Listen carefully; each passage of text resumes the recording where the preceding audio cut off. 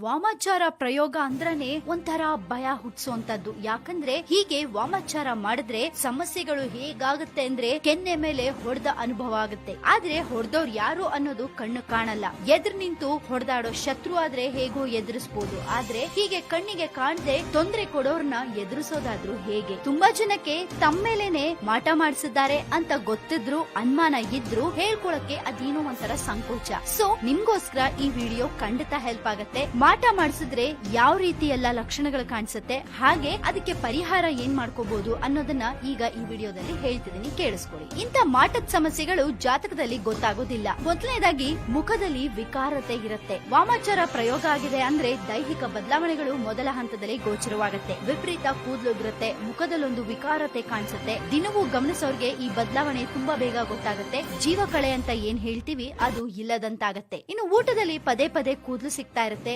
ಯಾವ ಪರಿಯಲ್ಲಿ ಅಂದ್ರೆ ಖಂಡಿತ ಅನುಮಾನ ಮೂಡುವ ಮಟ್ಟಕ್ಕಿರುತ್ತೆ. ಆಹಾರದಲ್ಲಿ ಆಗೊಮ್ಮೆ ಈಗೊಮ್ಮೆ ಅಪರೂಪಕ್ಕೆ ಕೂದಲು ಸಿಗೋದು ಬೇರೆ, ಆದ್ರೆ ವಾಮಾಚಾರ ಪ್ರಯೋಗ ಆಗಿದ್ರೆ ಅದರ ಪರಿಣಾಮನೇ ಬೇರೆ. ಇನ್ನು ಮನೆಯಲ್ಲಿ ಬಳಕೆಯಾಗುವ ಸ್ಥಳದಲ್ಲಿ ಪೊಟ್ಟಣ ಕಟ್ಟಿರುವಂತೆ ಕುಂಕುಮ, ಅರ್ಶನ, ನಿಂಬೆಹಣ್ಣು, ಗೊಂಬೆ, ಭಸ್ಮ, ದಾರ, ಸುತ್ತಿಟ್ಟ ಮಡಿಕೆ, ಸೂಜಿ ಚುಚ್ಚಿದ ವಸ್ತು, ಮೊಟ್ಟೆ, ಮೆಣಸಿನಕಾಯಿ ಪದೇ ಪದೇ ಸಿಗ್ತಾ ಇದ್ರೆ ಖಂಡಿತ ಈ ಬಗ್ಗೆ ಒಂದು ಅನುಮಾನ ಮೂಡ್ಲೇಬೇಕು. ಯಾಕಂದ್ರೆ ಇವೆಲ್ಲ ವಸ್ತುಗಳು ಮಾಟ ಪ್ರಯೋಗದ ಮುನ್ಸೂಚನೆಗಳು. ಇನ್ನು ಅರಿವಿಗೆ ಬಾರದಂತೆ ವಿಪರೀತ ಸಿಟ್ಟು ಬರುತ್ತೆ. ಕಾರಣನೇ ಇಲ್ದಂತೆ ಸ್ನೇಹಿತರೇ ಶತ್ರುಗಳಾಗಿ ಬದಲಾಗ್ತಾರೆ. ಕುಟುಂಬದವರೇ ವಿನಾಕಾರಣ ಸಿಟ್ಟು ಮಾಡ್ಕೊಳ್ತಾರೆ. ಇವೆಲ್ಲವೂ ಅನುಮಾನಾಸ್ಪದ ಎನ್ನುವ ಮಟ್ಟಕ್ಕೆ ಇದ್ರೆ ಕೂಡ್ಲೆ ನೀವು ಎಚ್ಚೆತ್ಕೋಬೇಕು. ಇನ್ನು ವ್ಯಾಪಾರನೋ ವ್ಯವಹಾರನೋ ದಿಢೀರಾಗಿ ಮೇಲಿಂದ ಮೇಲೆ ನಷ್ಟ ಆಗ್ತಾ ಇದ್ರೆ, ಕೈಗೂಡ್ಬೇಕಾದ ವ್ಯವಹಾರಗಳೆಲ್ಲ ಕಾರಣ ಇಲ್ಲದೆ ಕೈ ಕಚ್ಚಿದ್ರೆ, ಗುರ್ತಿಸೋಕು ಸಾಧ್ಯ ಆಗದೆ ಇರುವಂತ ಸಮಸ್ಯೆ ಸೃಷ್ಟಿಯಾಗಿ ಜಾತಕದಲ್ಲಿ ಯಾವ ತೊಂದರೆನೂ ಇಲ್ಲ ಅಂತ ಖಾತ್ರಿ ಆಯ್ತು ಅಂದ್ರೆ ಅದು ಮಾಟ ಪ್ರಯೋಗದ ಅನುಮಾನ ಮೂಡುತ್ತೆ. ಇನ್ನು ತೀರಾ ಕೆಟ್ಟ ಕನಸುಗಳು ಬೀಳ್ತಾ ಇದ್ರೆ, ಅದರಲ್ಲೂ ಯಾರು ಎದೆ ಮೇಲೆ ಕತ್ತು ಹಿಸುಕದಂತ ಅನುಭವ ಆಗ್ತಾ ಇದ್ರೆ ಅಂದ್ರೆ ಪದೇ ಪದೇ ಈ ರೀತಿ ಕೆಟ್ಟ ಕನಸುಗಳು ಬೀಳುವಾಗ